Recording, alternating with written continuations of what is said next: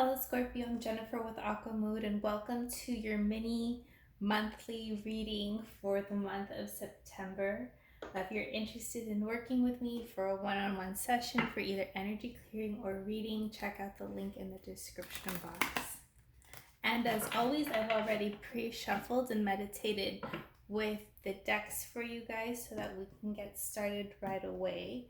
And while meditating on your energy, I was shown like the vision of like your chakras in alignment except for your heart chakra. So that's kind of like saying like needing to align with your heart, needing to get connected to your heart, needing your heart to align with you, and vice versa. So let's go ahead and see what messages come through for you for the month of September.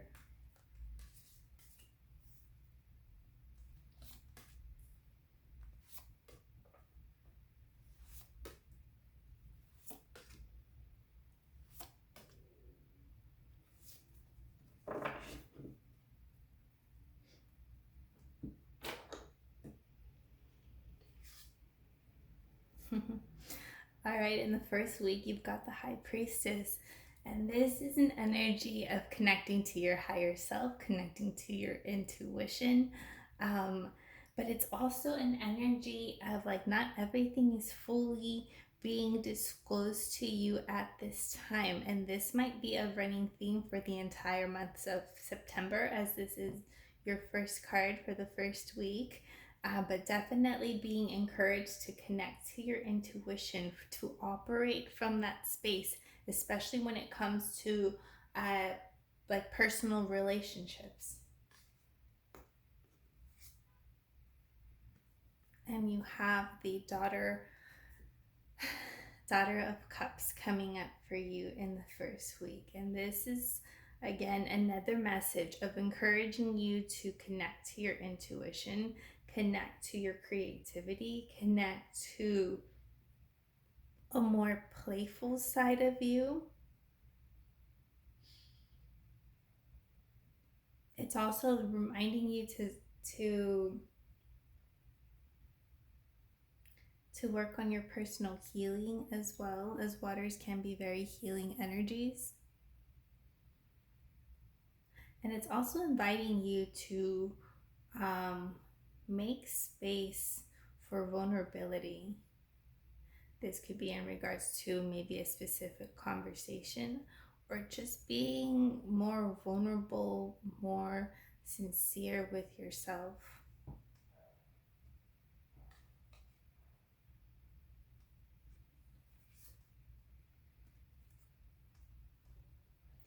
In the second week, you have the Judgment card. And this could be a judgment of others, a judgment of yourself. But it's also of needing to make a decision about something. We'll come back to this one. Because you have Hangman in the second week as well. So the second week is kind of it's a big week for you. Hanged Man or Hanged One is about being suspended so that you can have a different perspective on things. There might be things that come up around the full moon, which is like in a day or two. But it's time for a different perspective. So if you've been feeling stuck, if you haven't been moving anywhere, if delays happen in regards to something, it's because you're being forced to have a different perspective. You're still only seeing things from one way. I was like, there's a lot of like, maybe if you can get some clues from what perspective you should be seeing things from, is to look towards the areas or people where you're still holding judgment towards. And maybe that'll guide you to understand like where it is that you need to be looking or from what different perspective. But there is being a pause and a lull that's happening around the middle of the month, second week of September.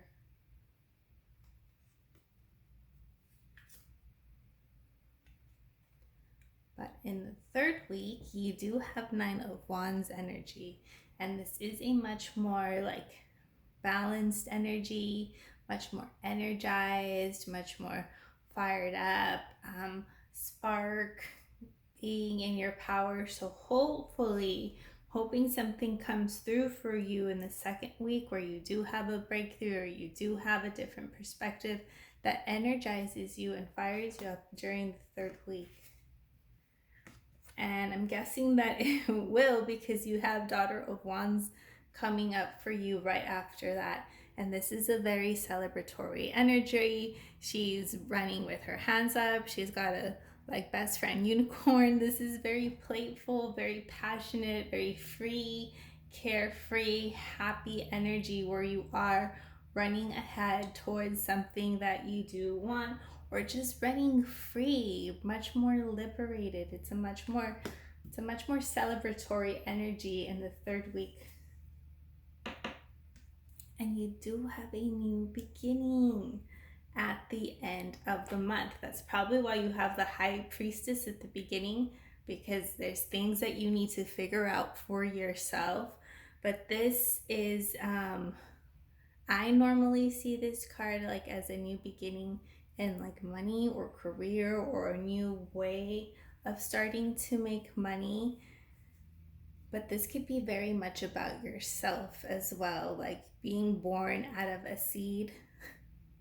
It's like a new you, a new perspective, a new understanding, a new outlook, much more playful, a little more lighthearted, but still very passionate, like much more connected to yourself towards the end of the month.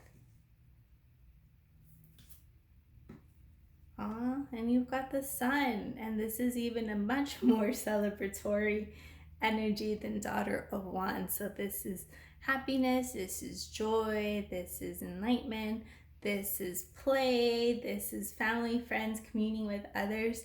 So you do have a sources of fun, of happiness at the end of the month.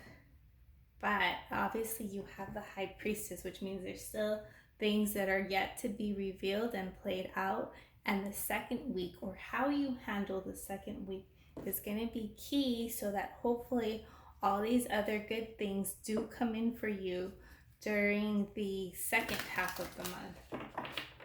Right? I think we move into Scorpio season in the second half of the month. Is it? No, not yet. I'm getting ahead of myself. All right, let's pull oracle cards so that we can close out your reading.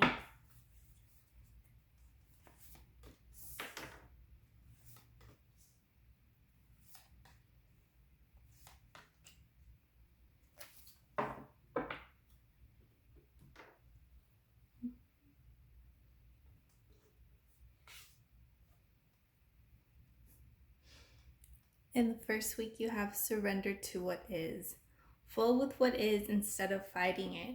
When you can't change a situation, compassionately accepting it exactly as it is will bring you peace. So this is, to me, a message of coming to terms with where you are, of releasing judgment, expectations of where you think things should have been, or how they should have turned out, or how they should have played out, or how they're playing out, and just come to full understanding and acceptance of where and who you are at this time.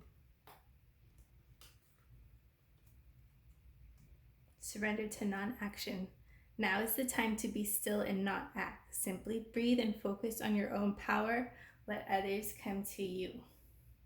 Week 2 is a time of pausing, delaying, introspection. It's not even introspection. You have to get an outside perspective shifted. It's not really internal where you're digging for answers, but this is saying no need to rush to conclusions, no need to rush to figure it out. Just kind of allow yourself to be as present and as open and as vulnerable as possible. Hopefully the vulnerability from the beginning of the month can carry you into the second week to help you navigate that time. Of course, surrender outdated beliefs of yourself. Let go of limiting ideas about yourself that originate from the past. Then you can own your power and soar in your life. What is the biggest outdated belief that you can let go? Where you know, like, it's a lie, it's heavy, it's not true, but you've been carrying it with you for so long, and now it's just kind of like dead weight. Maybe you don't even believe this about yourself anymore, but it's still like hanging on, and this is ready to be released. And the full moon is a perfect time to release this energy if you can identify it. Because then, right, you have like success and almost like a breakthrough coming through in the second half. And you've got surrender to silence. In quiet meditation or contemplation, let go and enter the stillness within. Silence can heal and replenish you.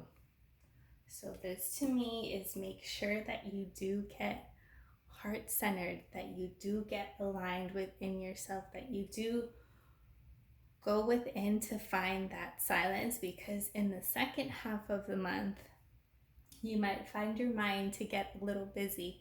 You might start having like old limited beliefs, old ideas, self-sabotaging ideas that might try to creep in and like hinder all this positive energy that's coming in for you.